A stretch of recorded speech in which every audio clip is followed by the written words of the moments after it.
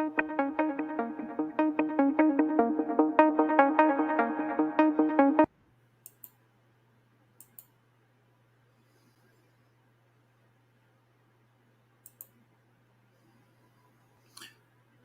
hello everyone. I hope you're all well and having a great day today. So I've come back because I thought I would do the next episode in my Memories of the Football Terrace podcast, and this is episode 8, and I'm planning to hopefully tell you about my memories of the 1990-91 season. From my perspective, has been an Arsenal supporter. So I hope you enjoy that. Please remember, if you're new to the channel, to subscribe to my channel, and please remember to put a like on the video and all that sort of carry on. And yeah, if please feel free to throw in a chat comment or whatever during the course of the video, and if you've got any questions you want to ask me or about the season or whatnot, please feel free to do it. I want you to feel free to come and ask anything that you want about this, and let's see what happens with it, really. Now, just so you know, I've had some IT issues recently and my broadband keeps failing. So I've been on the phone to Sky, and apparently there's an engineer coming out, not this Tuesday coming, but the Tuesday after, to hopefully sort it out. So hopefully it doesn't go down this afternoon while I'm talking to you. So anyway, without further ado, let's get on with it. So the 1990-91 season for an Arsenal supporter was pretty amazing, really, because they went through the whole league season only losing one game for the whole season. And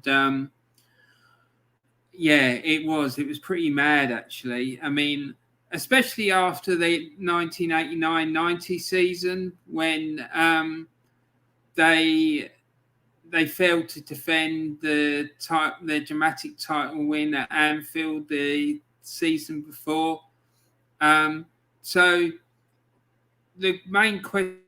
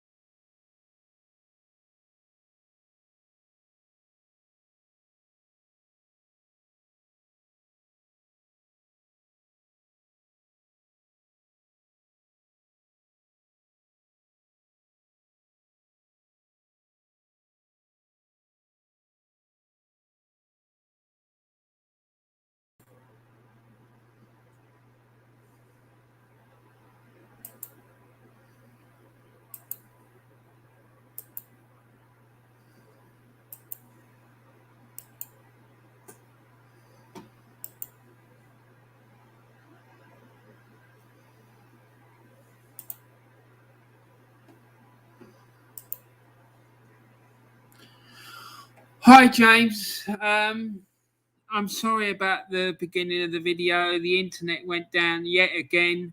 I'm getting a bit sick of it, to be quite honest. But anyway, I'm not gonna um, ruin that for you. Anyway, what I was gonna do, I wanted to do, was talk to you about my memories of the 1990-91 season from my perspective of being an Arsenal supporter, and it was a mad season for us Arsenal supporters because the previous season, they'd been the league champions. They won the league championship up at Anfield on the final day of the season in dramatic circumstances and everything. And then the next season, the title defence sort of faltered somewhat, and they ended up the season finishing fourth, which I'd be delighted with at the moment. But then it was seen as a bit of a damp squid, really. So basically, I remember like myself and all the other Arsenal supporters I knew were wondering whether we'd be able to get the title challenge. If we were going to be able to make a sustained challenge for the title again for this season, the 1990-91 season. So anyway, James, I hope you're all right, mate, and doing okay. So let's see if I'm able to finish the stream this afternoon. If it does go down, I'll try to get back on as soon as possible. So please bear with me if that does happen. Anyway, so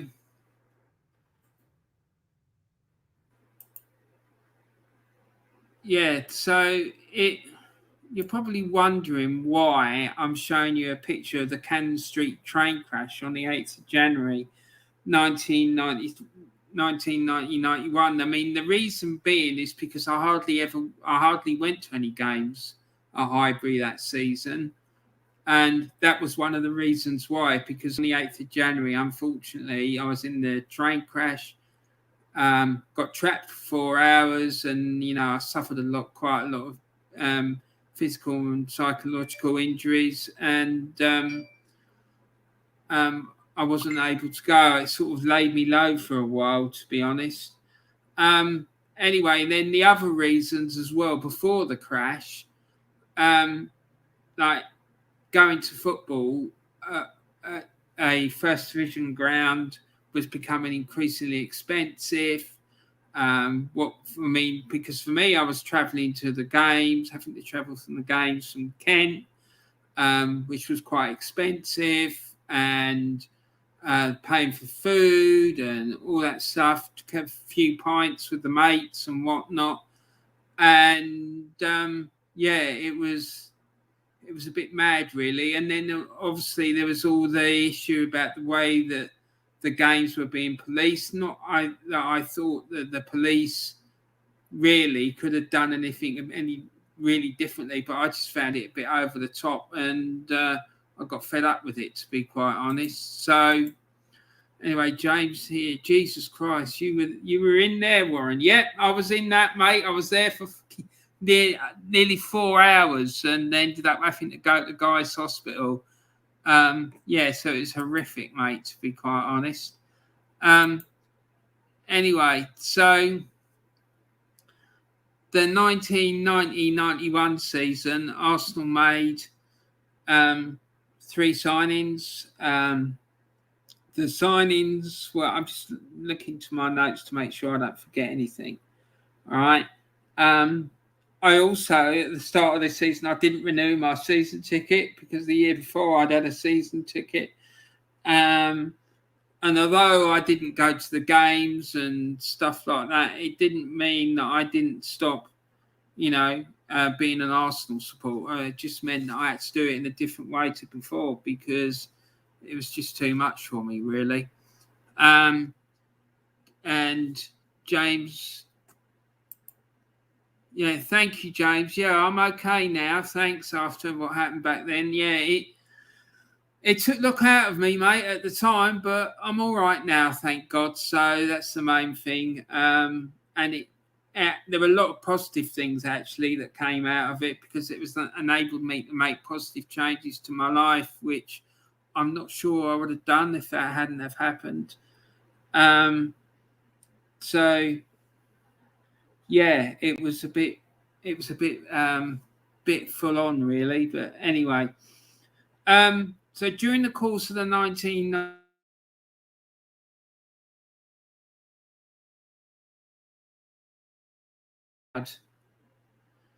and Arsenal signed David Seaman from QPR for 1.3 million. They signed Andy Linnigan from Norwich City for 1.2 million, and also Anders Limpar from Cremonese for £1 million. So they were the three major signings that Arsenal made that during that season. And then there were quite a lot of outgoings, actually. So let's just quickly go through those. John Lukic went back to Leeds. Martin Hayes went up to Celtic. And Kevin Richton, I actually really liked. I was really disappointed to see him go. I thought he was a really good player. He left for Real Sociedad in Spain. And then also the club moved Brian Marbledon to Sheffield United, and Colin Pates went down to Brighton. So yeah, there was, as you can see, there were quite a few changes at the club that season. So this is the team group um, for the for the upcoming 1990-91 season, and yeah, you can see George Graham obviously at the front, and Kevin Campbell's in there. The infamous Kevin Campbell. He appears on lots of podcasts and whatnot, talking about Arsenal. Perry Groves. I used to get confused with quite a lot because I used to look a bit like him. I don't know if that's a good thing or bad thing, really, but there you go. I remember once I was on holiday in Spain and I had an Arsenal shirt on, and people come up to me and asking me if I was Perry Groves and whatnot. So yeah, it was a bit bonkers. And James has come in and said he remembers Kevin Richton. He was underrated at Everton in the 1980s. Yeah, James, I really liked him. I thought he was a really good player, and like I say, I was really disappointed to see him go because I thought he had a really good engine on him, and he never stopped working. He was a tireless worker in the midfield, a real terrier sort of character, to be honest.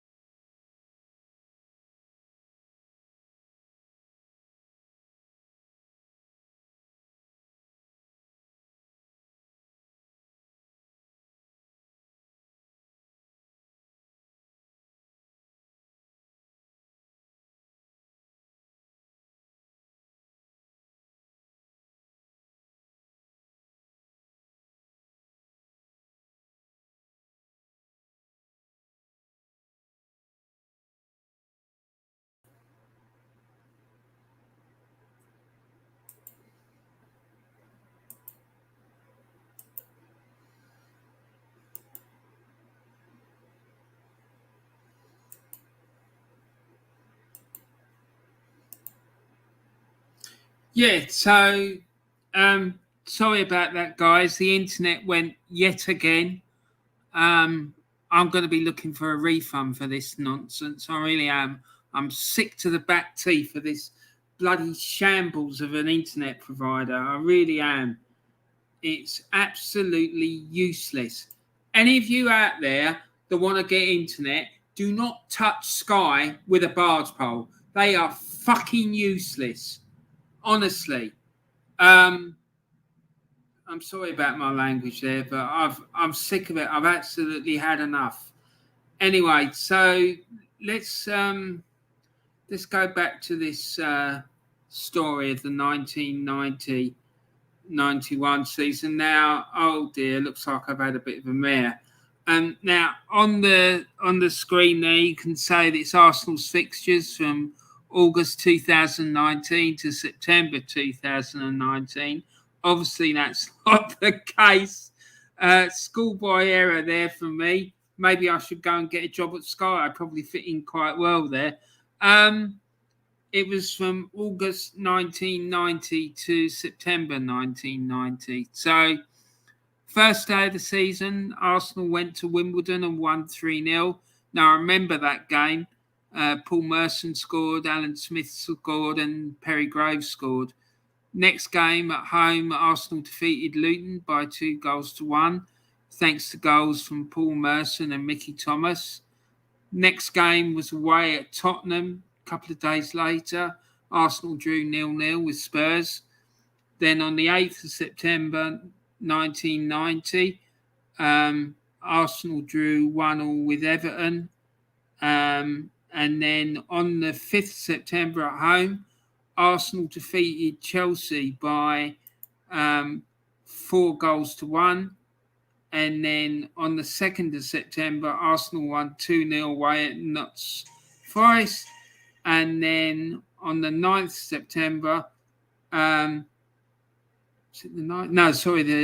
22nd of September. And then on the 29th of September, Arsenal defeated drew with Leeds 2-2 away at Ellen Road. James comes in and says, Warren, I've had Sky Internet as well. It is shite. Yeah, I think I'm going to tell them to sling their hook, mate, to be quite honest, because I fucking had enough of it. And I'm thinking about setting up a YouTube channel about poor customer service and things of that nature, where people can come in and tell me about shit customer service they've had, and so I can call it out, and that I can contact these companies and have a go at them and things like that. I don't know. I think it's something that needs to be done, because these people are taking the living piss, to be quite honest. Very quick to take the money, but they don't want to provide a fucking service that's halfway decent. So anyway, so yeah, this was that was the game at Plough Lane. Arsenal won by 3-0. Like I said, on the opening day of the season.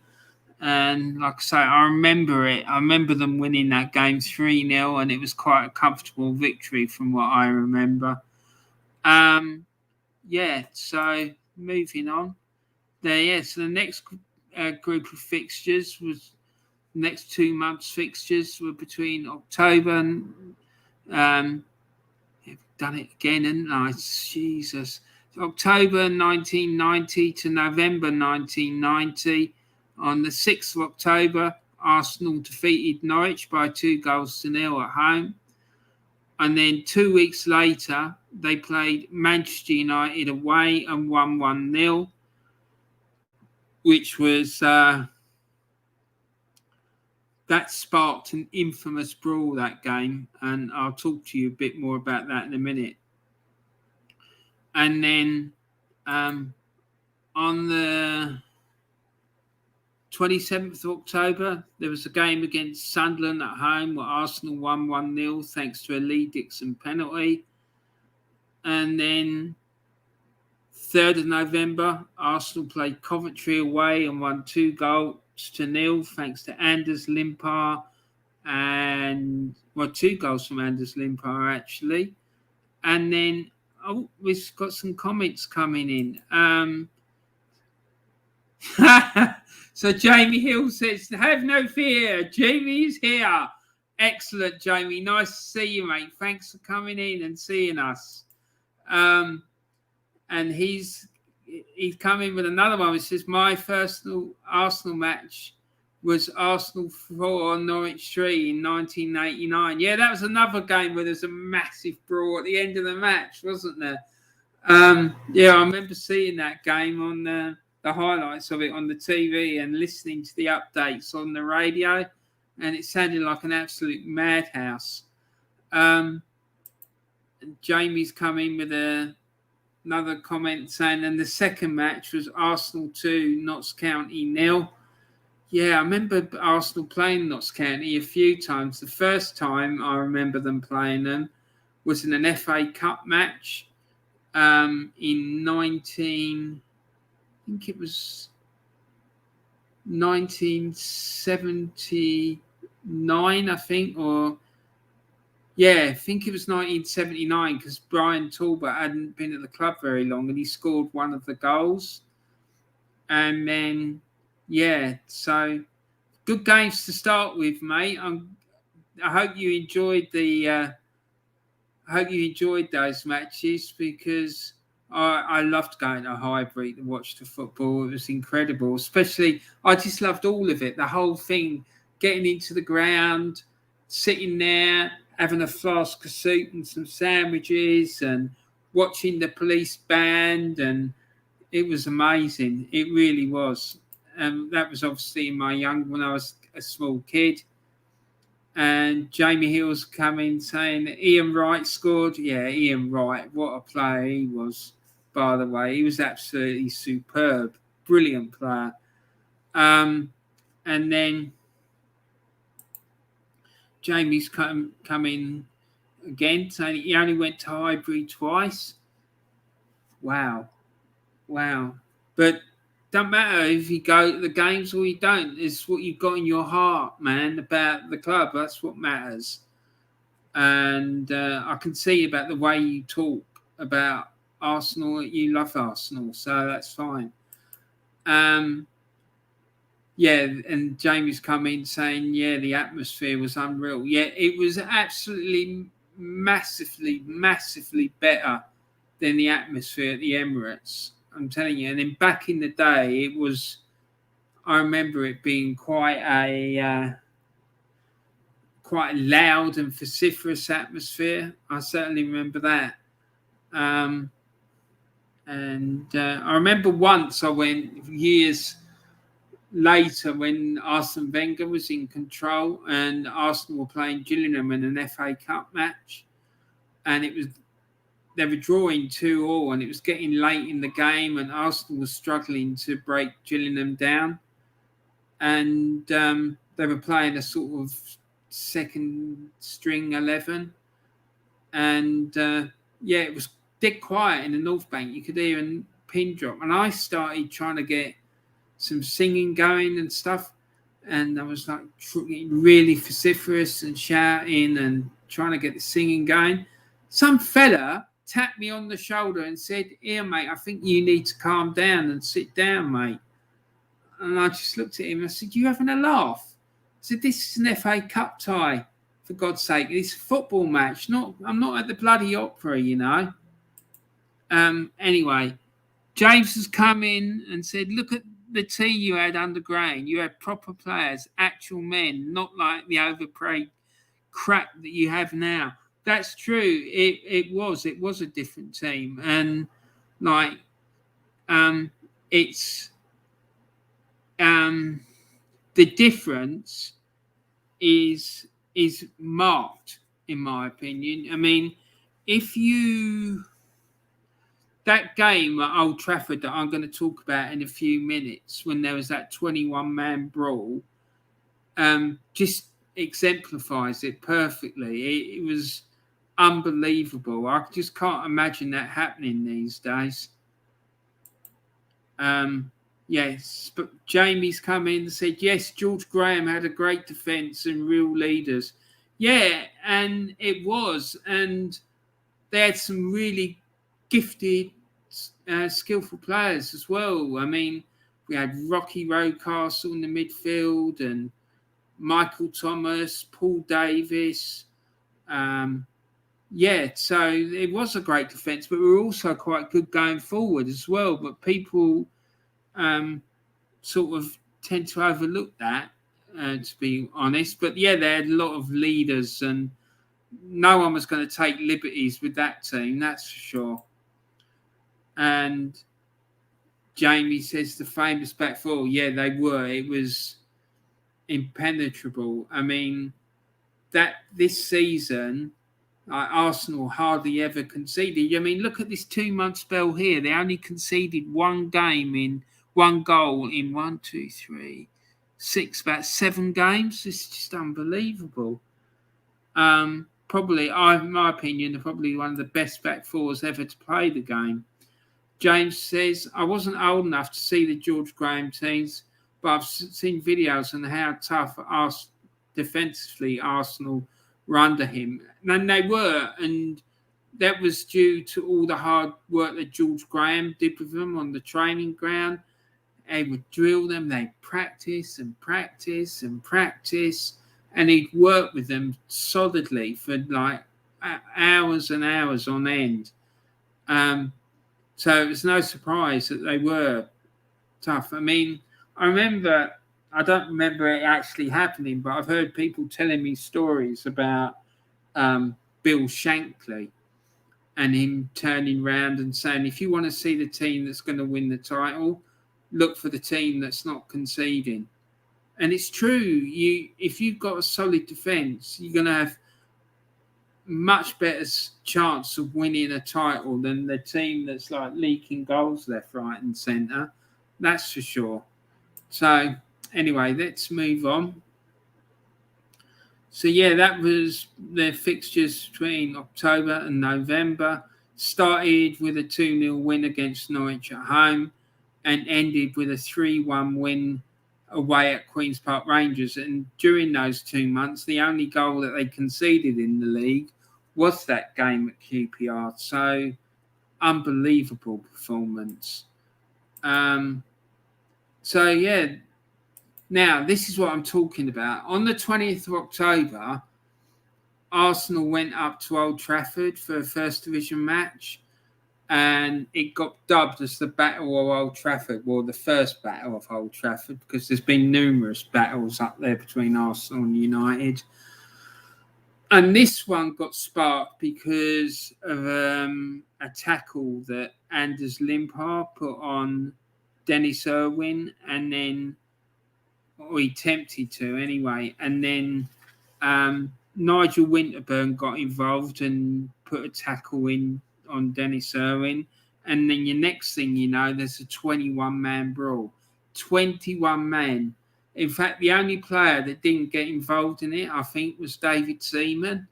The rest of them, like both sides, were like wading in. I mean, I can't imagine that you'd see anything like that now. Do you know what I mean? Certainly not from Arsenal, anyway. Probably, I think there's probably 1 or 2 players at most who want to get involved in a scrap if something kicked off. The rest of them, sorry, but they're just a bunch of pussies as far as I'm concerned. So, yeah. And Jamie's come in and said, did not Arsenal get 2 points deducted? They did get 2 points deducted, and Man United got 1 point deducted. The reason for that was, and apparently it's unprecedented. It never I don't think it's ever happened before this, and it never happened again. It hasn't happened again, I don't think. Certainly not for acts of ill discipline from players, because basically what happened was they got warned after the brawl with Norwich, the first game that you went to, Jamie, about their behaviour. And then when this happened, the FA said, right, we have warned you about this, and this time we're going to take action. So they deducted 2 points from Arsenal and 1 from United. And there's a famous clip, I think you might even be able to find it on YouTube, where George Graham allegedly, I say allegedly because I'm not sure that he meant it, but he did it for the cameras. He had all the first team squad. He had a meeting with all of them, and they were all sat down outside. And he said to them, "Look, fellas, we really need to watch our behaviour and not allow something like this to happen again." Blah blah blah blah. But the thing is, he did foster this spirit of us against them, and it's everyone's against us and stuff like that, and it created this atmosphere of unity in the team. And I honestly believe that he just did that for the cameras to make it look like they were trying to do something to address the problem. And I remember on the last day of the season that, or near to the end of the first day of the season, when the Arsenal fans won the title, you could hear the Arsenal fans singing, "You can stick your fucking 2 points up your arse." And all this sort of carry on. So, yeah, it was quite an interesting, and that's why I put this in, because I wanted to show the difference between the Arsenal team then and what it's like now, because the difference is huge. And yeah. So the next period, the next 2 month period I want to look at is between December 1990 and January 1990, and yet again another schoolboy error because I put December 2019 to January 2019. So sorry about that, guys. The period started off with a 3-0 win against Liverpool at home, thanks to goals by Merson, Dixon, a Dixon penalty, and Alan Smith. And then it ended with a 1-0 win against Everton at home, thanks to a goal from Paul Merson. And highlights during the period were, I would say, a 1-0 win at Manchester City. But Manchester City in those days, they weren't the force that what they are now. And as you can see, during that period, again, they only conceded 4 goals in the whole 2 month period. So the defence was absolutely watertight. And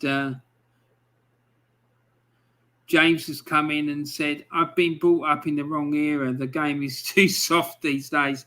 Mate, it is, and I just don't understand it. I really don't. I mean, the rule book's there, and do you know what I mean? It's just, sometimes I just wonder about it. I really do. I just think, and particularly Arsenal, they're way too soft. They need to really toughen up. Jamie's come in and said did Arsenal get 2 points deducted? They did. They did get 2 points deducted. So, yeah, and I just mentioned about that. And I remember when it happened, I was really angry about it because I thought United had instigated the brawl. But, that's a perspective from an Arsenal fans' perspective, and not necessarily...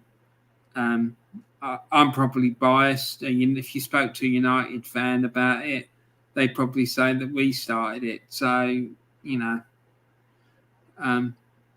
never mind, as they say. And Jamie said, "Have you guys heard of Haybridge Swifts? I went in goal at half-time and saved a shot from Dave Matthews." I have heard about Haybridge Swifts. I've never actually seen them play, but fair play to you for...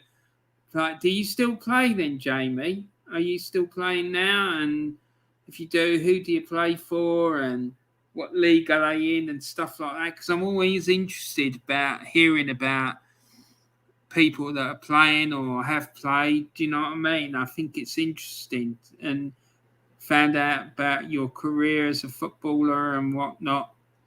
So I'm guessing that you're a goalkeeper then, by the sounds of it. Anyway, so let's move on.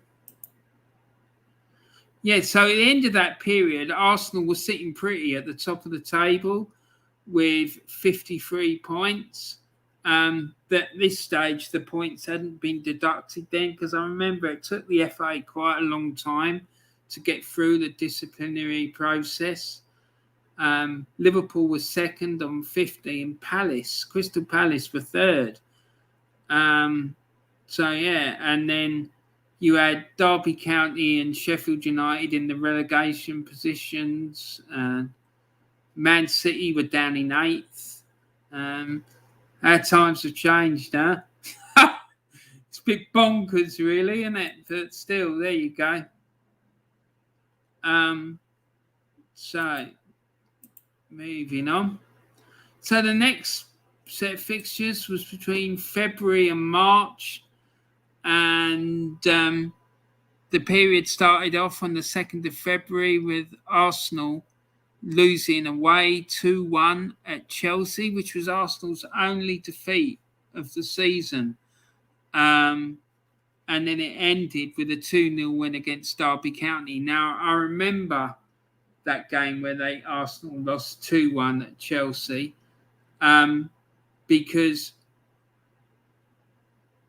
Tony Adams had been in prison and he wasn't able to play in this game against Chelsea.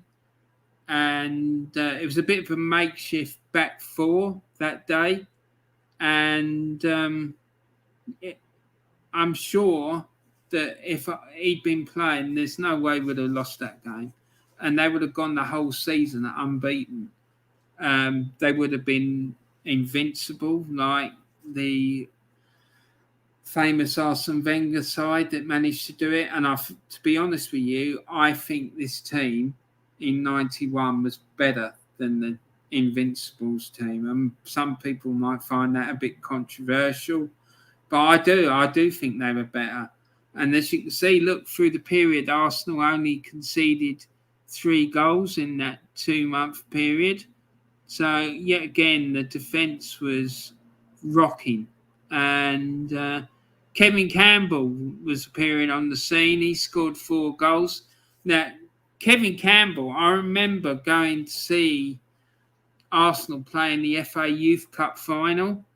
And they'd won the first leg. Again, it was a 2-legged affair, the FA Youth Cup final in those days. I'm not really sure what it's like now. But the first leg had played, it was the cup final was between Arsenal and Doncaster Rovers. The first leg, Arsenal had won 5-0, and Kevin Campbell had literally destroyed them almost single-handedly. And then we came to the second leg at Highbury, the final, and Kevin Campbell, he played, and he had 3 men marking him because they were so scared of him. 3 players were marking him. It was just ridiculous. It was like something from watching like Diego Maradona in the World Cup or something. It was mad. So, yeah, and that game against Chelsea, I'm sure that had Tony Adams had played in that match and Arsenal hadn't had a makeshift back four, they wouldn't have lost. They just wouldn't. I just can't envisage how Chelsea would have been able to beat them. So, anyway. So, here you go. This is the league table on the 1st of April. And Arsenal are still top of the league with 65 points. And Liverpool are second with 63 points. Let me just see if that, looking at that, I think it looks like the points have been deducted, but I'm not 100% sure. Let me just work it out. So 19 times 3 is 57 plus 10.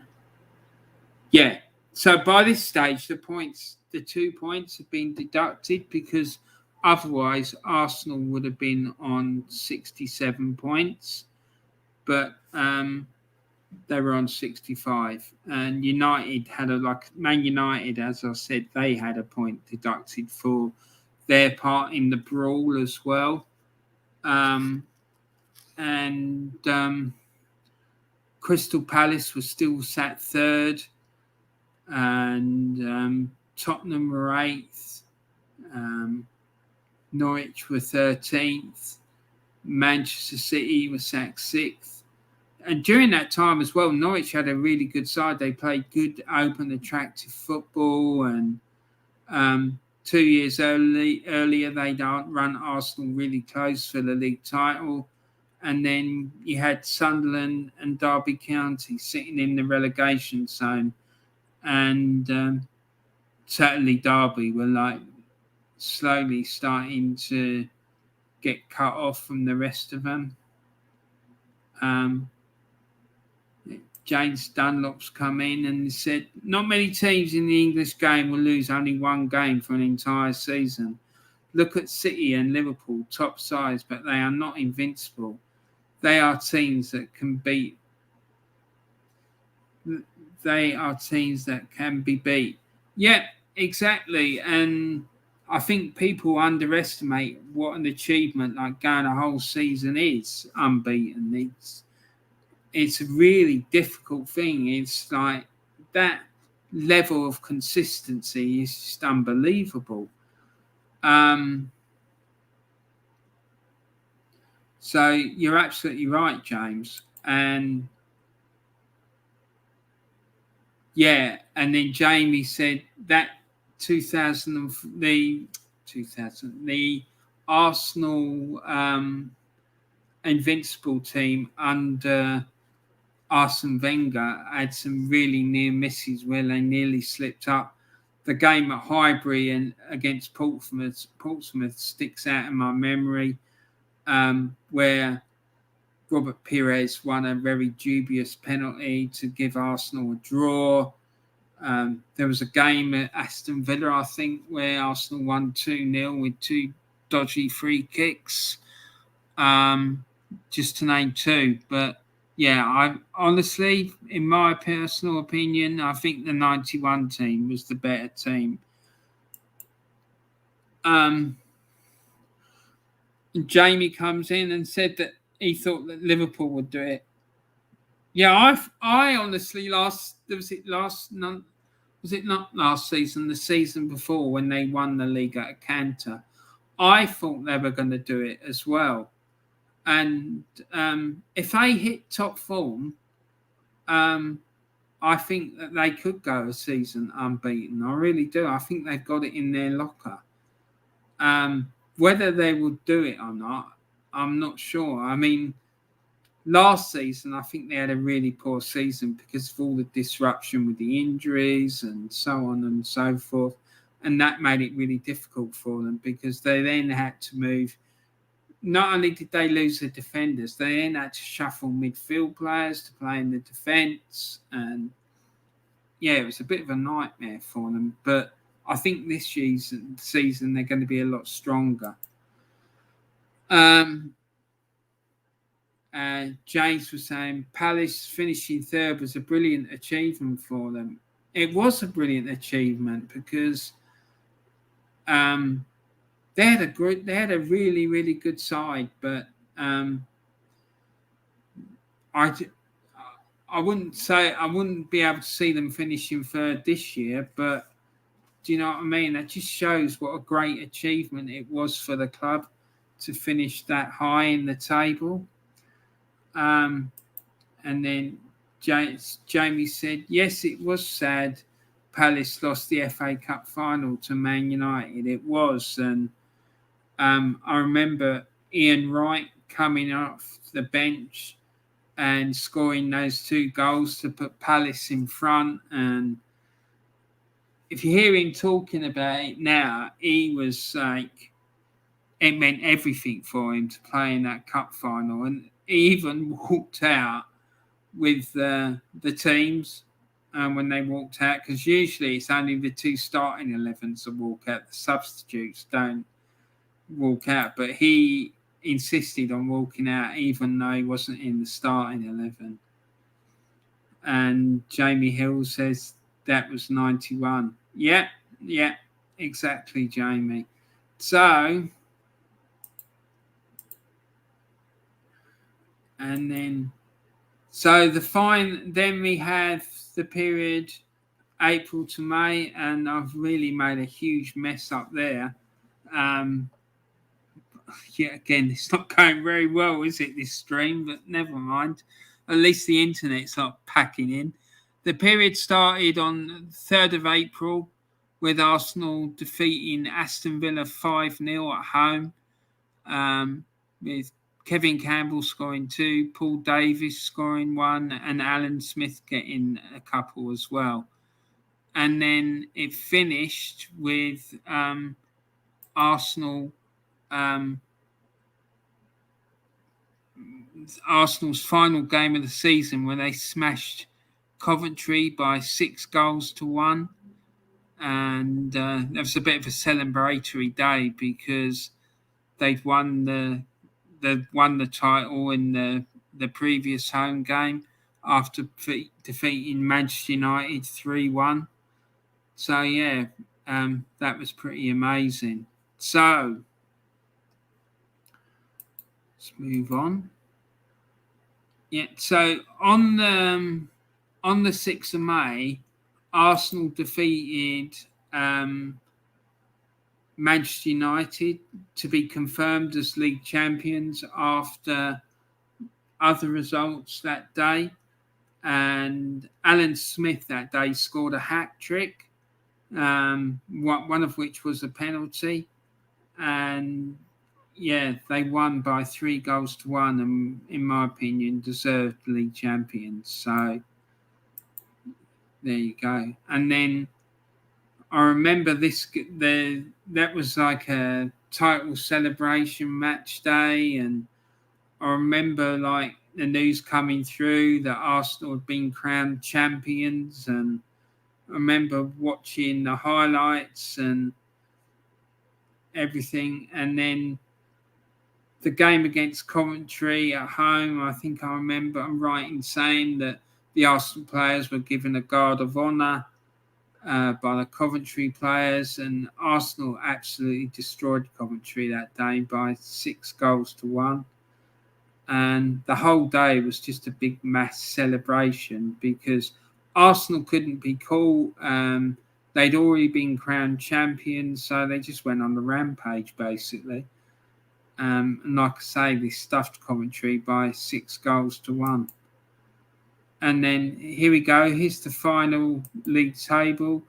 And as you can see there, Arsenal won the title by 7 points over Liverpool, who finished second. And Palace finished third. Great achievement from them.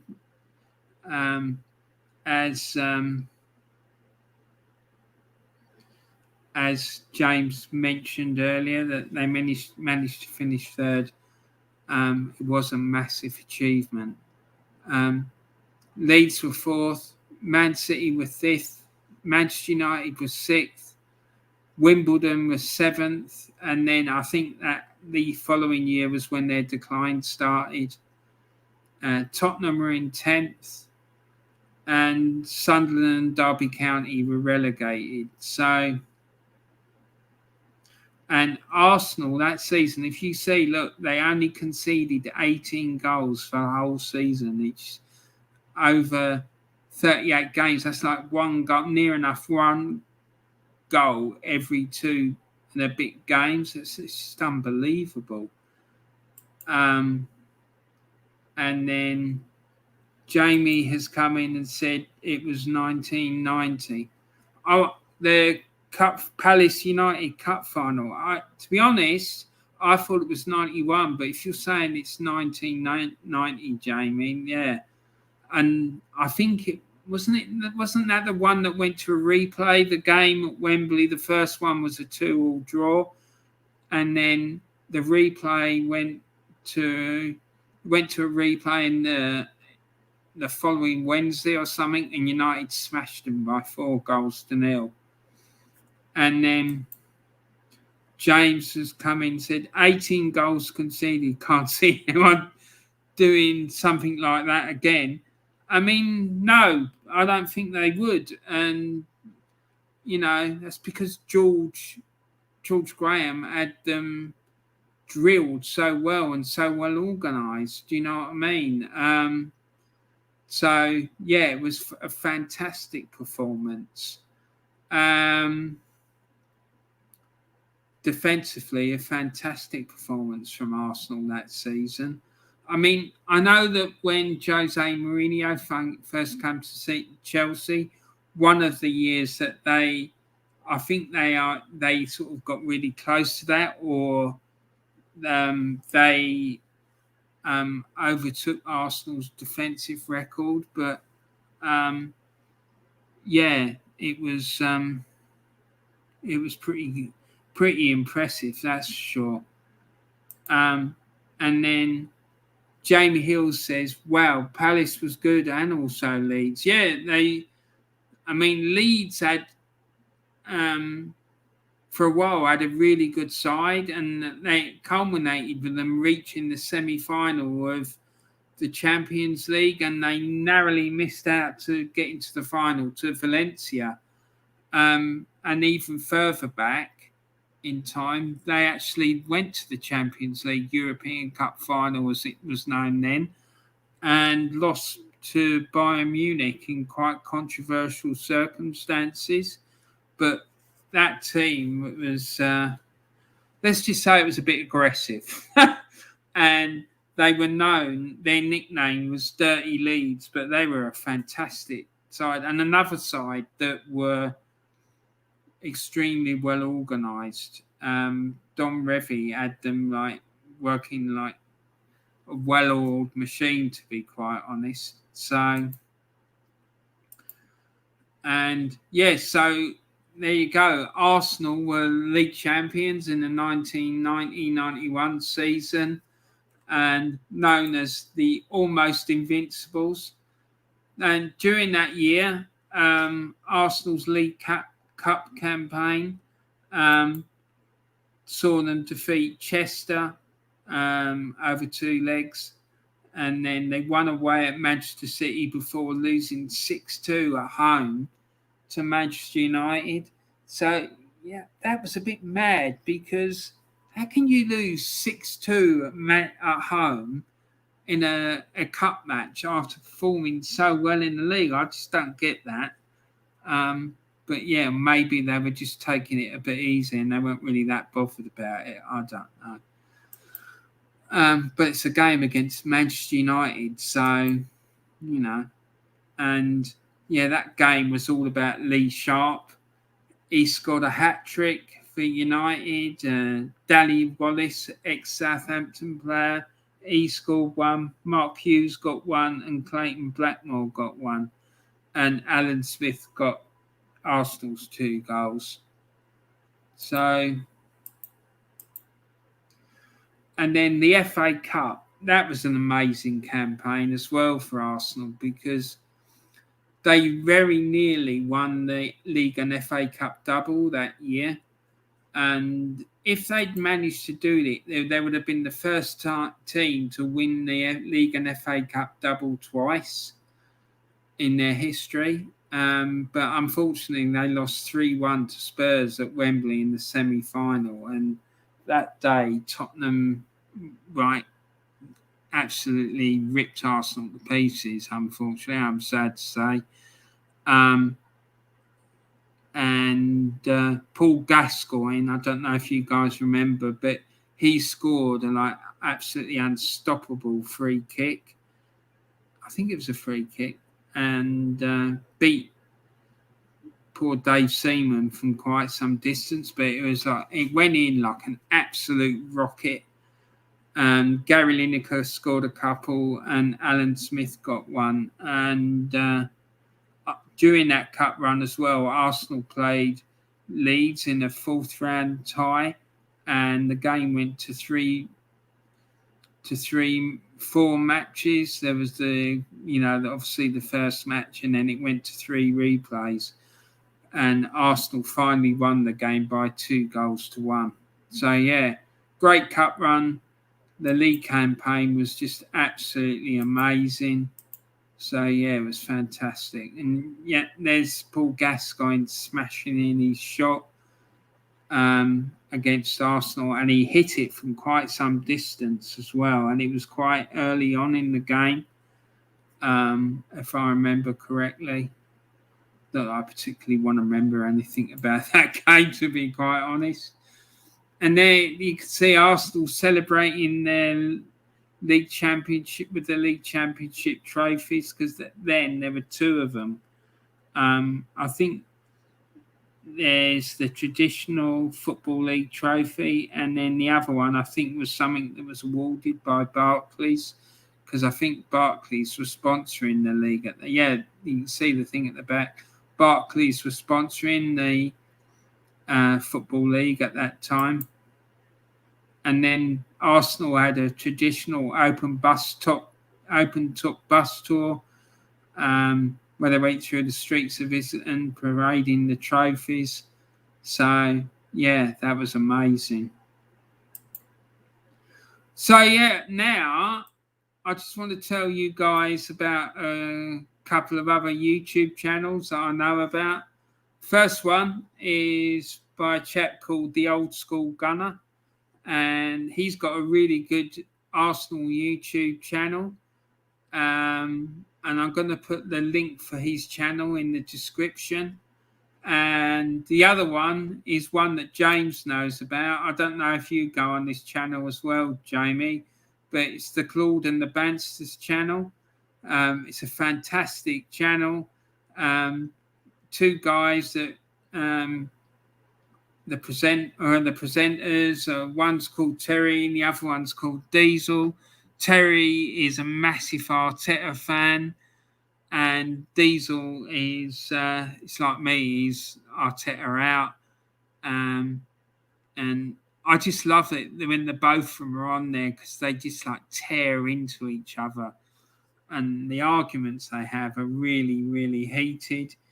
But poor old Terry, he gets battered left, right, and centre. And but the problem is he brings it on himself, because he just talks absolute nonsense, in my opinion.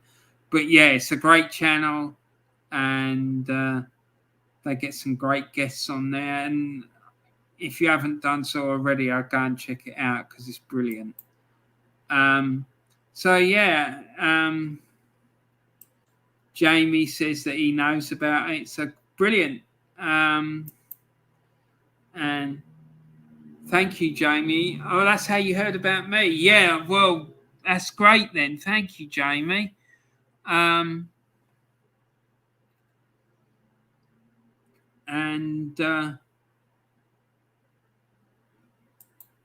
James has come in and said, we have a good laugh on there, Ron. Yeah, it is quite entertaining. I have to say, though, Terry does make my blood boil. And